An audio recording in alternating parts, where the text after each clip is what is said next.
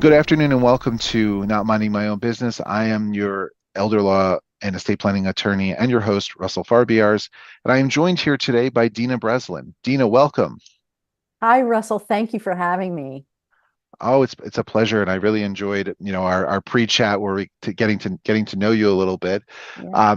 Why don't you tell me a little bit about your business, about your work, and what motivates you? All right. Well, the primary business that I wanted to chat with you and have your listeners learn about is my coaching practice.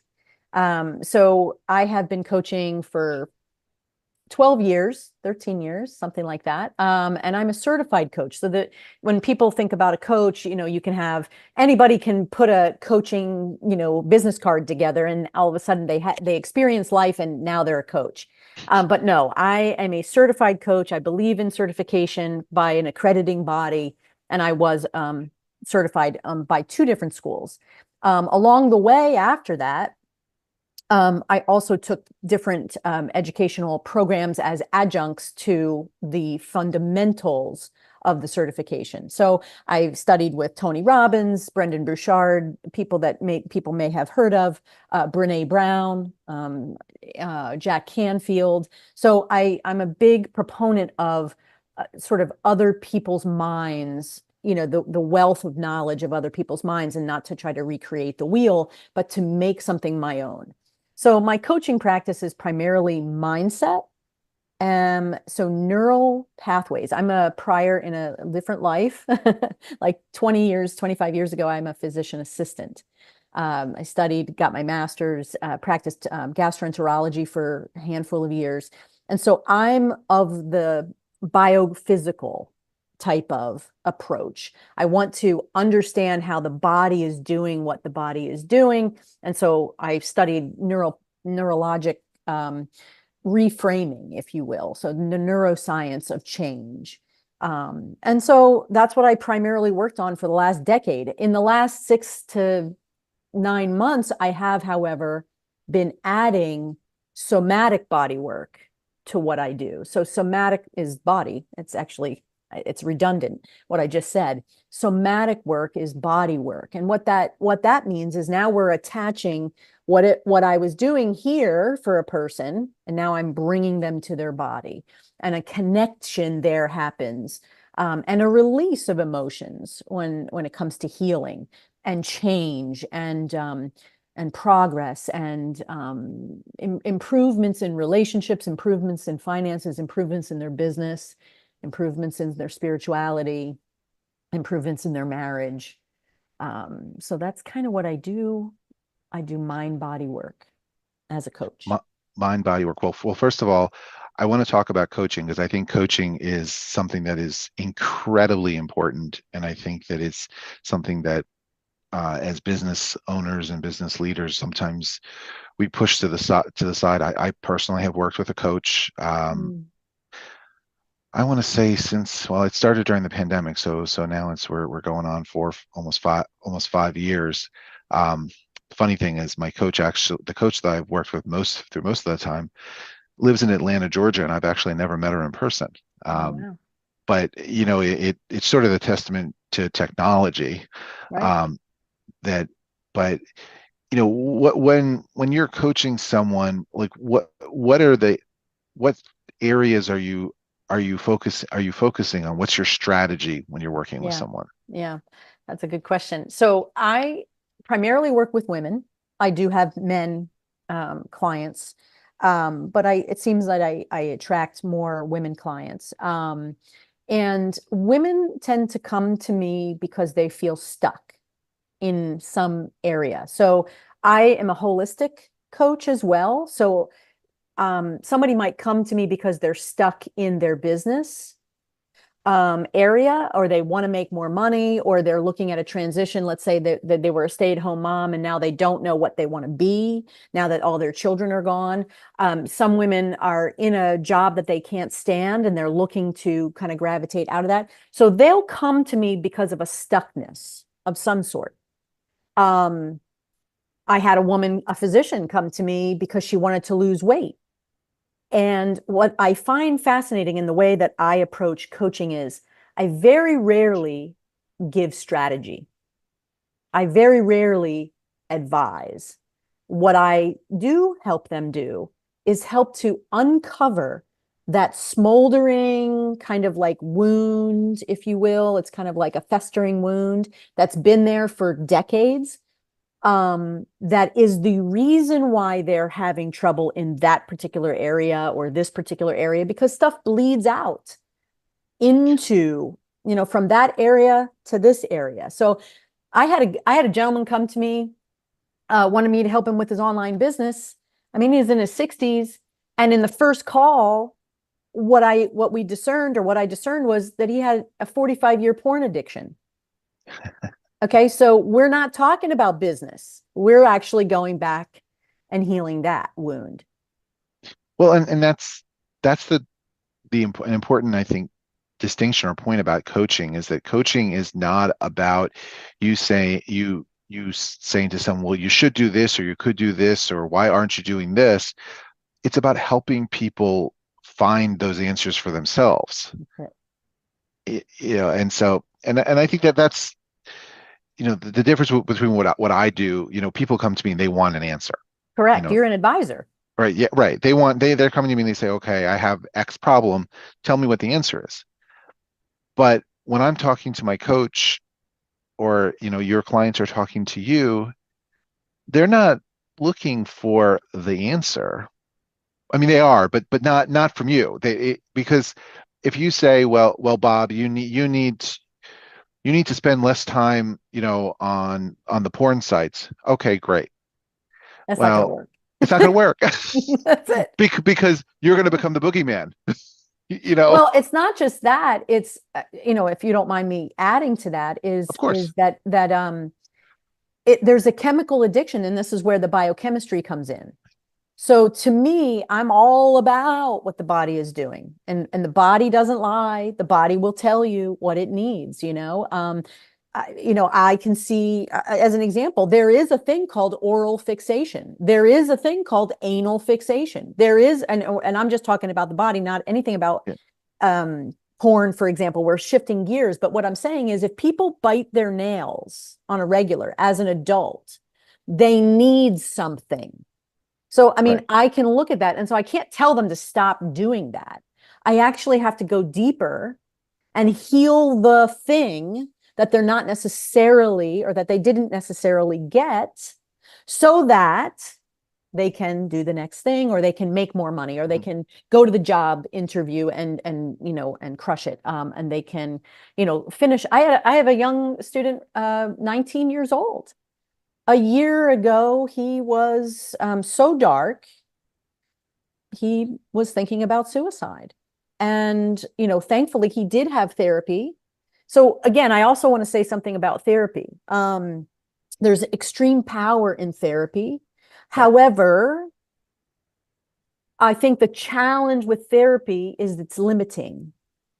And I see a lot of clients come to me after therapy. And I've had more and more therapists tell their clients, as of late in the last few years, I think you need a coach now. So I think there's going to be a shift in how therapists work with coaches down the line, because there are things that I was able to help him do that she was not able to do. Talk therapy is very limiting. I don't see them as the same thing. I see them as completely different disciplines. But I think they can look the same, but they're not the same. Yeah. And again, it depends. I mean, you can have a cognitive behavioral therapist. And again, I am saying therapy is very important, but you could have a cognitive behavioral therapist that looks very similar to a coach.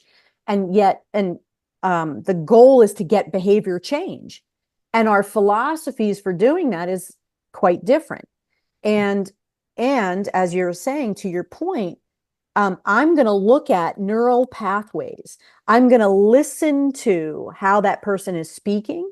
I'm going to observe their behavior, and I'm going to help them shift gears and hold them accountable. A therapist, you go to a therapist usually once a week. There's hardly any accountability. It's you show up. That's the accountability. Is that Pardon you me? show That's the accountability. You show Well, up. you show up, that's one thing for sure, but then there's 168 hours, Russell, in a week. And this Right. is what I tell people. Like I can't help you if we're only working 1 hour a week on behavioral change. So how often do you meet with your clients? Well, so I meet with them, but they're doing, so I open up, I have a retainer. And so I open it up to, they have homework sheets to do. They have things that they're going to be doing, reading. And I open it up that they connect with me via text or Voxer or some way, some Mhm. people more than others, email. And then I do just in time coaching where like sometimes I'll talk to somebody and for 15 minutes throughout the week, a couple of times as we're changing neural pathways so that they can be reinforced. It's like growing a plant. The roots of the plant are growing, and where I'm nurturing those roots. So it's a different structure because, like you said, with therapy, maybe you go once a week, once every other week, sometimes once a month, Mhm. you know, and it's a 15-minute hour and you talk about stuff and then you leave. With you, it sounds like you're sort of more part of their life on a so almost like on a daily basis because they have access to you. Well, it depends on the person, and not everybody takes advantage of the day to But day. But and there's like I usually do 12 weeks and then maybe another 12 weeks and maybe then another 12 weeks. So I do it in a sort of an immersive way. And so the first 4 weeks it could be once a week. right. And then I'll have them journaling and I'll be giving them journal prompts. So I tell them that it's somewhere in the neighborhood of 3 to 5 hours a week that they're going to be working on themselves to change. And why shouldn't you spend that time? Because you're worth it. Totally. y- You I know. think that's a big, especially for women. When Hmm. women come to talk to me and then I give them the retainer rate, it's like if you go to Target 10 times, you will have spent the same amount of money that you could be spending and investing on your own life. And I Right. think it's challenging for people to um, invest in themselves. I think it is, and and you're probably right. Right. Particularly for some women, it can be hard because I think in our society we have taught women in particular that their job is to support other people and not to support themselves. Right. And and that's why it's hard for them to say, I'm going to spend, not even the money, the time on me and not on my kids, my husbands, my parents, Mhm. my friends, my family. Well, when they come to me, they're completely depleted. Right, right, They're right. And usually very, very, and here's the thing, they're numb mhm, because they have been people pleasing. right. And and let's face it, I would venture to guess that you're getting women in their 40s and their 50s who are parenting and there are not enough supports for parents or working families in this country, and a lot of that falls on the backs of women. Yes, that is true. That is you very know true. The woman that I told you about, so it's so interesting how women, people, men and women, you're a whole person, you're a whole individual. hmm The one who came to me about weight loss. For the first 2 weeks, we talked nothing about food. We talked nothing hmm about nutrition. She's a physician. So, and by the way, physicians and physician assistants get very little in the way of studying nutrition and what we put in our mouth, which is a travesty, quite frankly, and why I'm not practicing medicine anymore. One of the many handful of reasons that I'm not practicing medicine anymore. But in the first 2 weeks, she lost 7 pounds. hmm And her whole relationship changed with food because we worked on the relationship with her mother. well, right, because it's an emotional relationship, Correct. and Correct. which and that's once you can unlock that, and it sounds like that your practice is designed to unlock what's underneath the actual problem. Correct. It's the root cause. So that's why I'm studying functional medicine and root cause medicine and root cause health and wellness and root cause mental health and wellness. It's all about the root, which is why I've added the body work to my care. So when you say the body work, what does that actually entail? So um, the body holds on. So we are covered in what is known as fascia. So we have, I'm not sure, did you ever hear of plantar fasciitis? Hmm. Okay, I so have. under the foot, in the ball, sorry, in the arch of our foot, we have fascia. Well, if you can imagine that fascia is everywhere, it's the interconnectedness of all of our body parts. It's the matrix, essentially, of holding the body together. Well, the fascia holds emotions, the organs hold emotions, the skeletal muscle holds emotion, the heart holds emotion. And again, this is something that healthcare providers do not study. So in medical school and PA school, I did not study how our body holds on to emotions. So, if a man has shoulder problems, chronic ongoing shoulder problems, let's say on the right side or even the left side, it is potentially fundamentally related. If it's the right side, it's the masculine. So the story that he has about his father, let's say, or the fact that he's carrying a heavy load, either generationally from his grandparents down to his father, down to him, the behavior or the trauma that he experienced, whether it be verbal, physical, neglect, abandonment, high, low self-esteem, high expectations, whatever it is, he may be carrying that just on his shoulder alone. And I won't know that until I bring him into some body work. I can also do muscle testing too, Russell, which is so fascinating. You can test the muscles in a particular way by using a phrase or a sentence, and your body will tell you if that phrase or sentence is true or false. Hmm. Yeah, the muscles of the body will hold on to truth, which is what we think about in the brain is the subconscious. The body can answer those subconscious questions. So you said you started out as a assistant in gastroenterology. Correct. How did you come to this line of work? Like what was that Oh transition? yeah.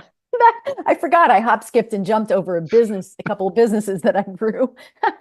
So my children were all under the age of 5. I have 3 children, and I was making their food and nursing my youngest. And I had just said to my husband at the time, can I take some time off from the 11-hour days that I was working, in gastroenterology? Can I just take a few months off? And during that time, and he was gracious enough to be like, yes, of course, like understandably, let's do that, take some time off. And during that time, when I took the time off, I mean, parenting for me was or is one of the most important jobs on the planet for me. Mhm. It's the job. It was the job. And so I really wanted to focus there. In the interim, though, I and prior to becoming a physician assistant, I was in pharma sales. I had an incredible experience with Hoffman LaRoche, not just selling drugs like antibiotics. We launched in the early 90s HIV drugs. So I was a bioscience rep that got the opportunity to travel and launch and talk to physicians about HIV, about retroviruses. It was just a fascinating experience when I was in my early 20s. Went to PA school, became a PA.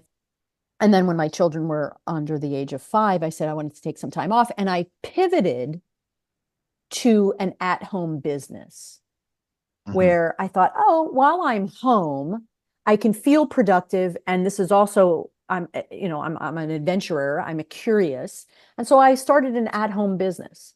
And you know, over time, I mean, 4 years went by and I was in the at-home business and I never looked back to going back into medicine. I was enjoying it. I had the freedom, the flexibility. I was mothering. I was, being able to keep the house. It was just so wonderful. And I was growing that and thriving.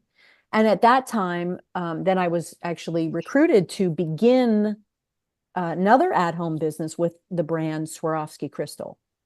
Okay. And so in 2009, I took a leap there And instead of going back into medicine, which was it's a backward and very broken system, medicine Hmm. is.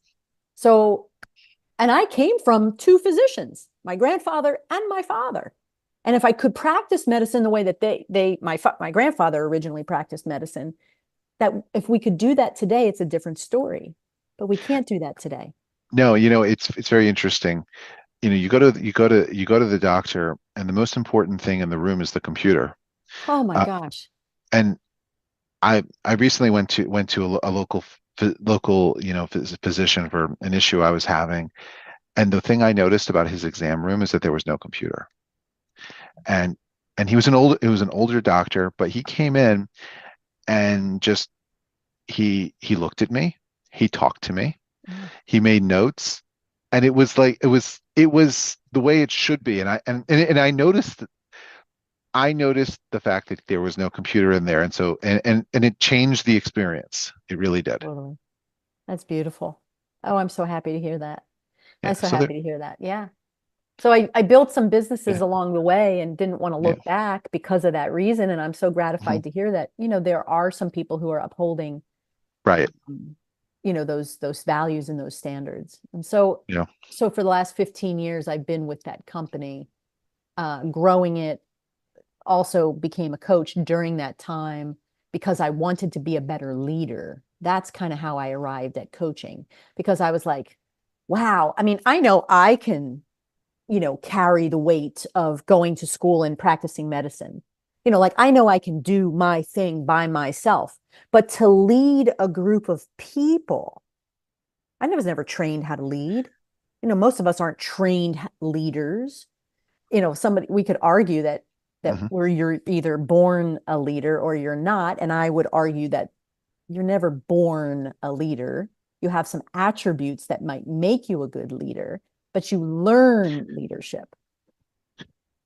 You have to learn leadership because and we say this coming out of law school that none of us know how to run a business. None of us have are taught any of these things, but you have to develop those skills. And you know, what do you see as the most important leadership skills that someone can have, particularly if they're running a business? Well, you want to understand that if you can understand how your mind works, your brain Hmm. works, and how you operate, you can then have more empathy and compassion as you listen to how they're operating. That doesn't mean that you're a sort of a doormat. Right. So you have to have standards and you have to know what you stand for and you have to develop a culture. And that's what we've done here with my team. I mean, Hmm. there's no way I could have built what I built. Truly, with a team of volunteers. Direct sales is these people aren't my employees. There's thousands of people that are all over the country that are just volunteers.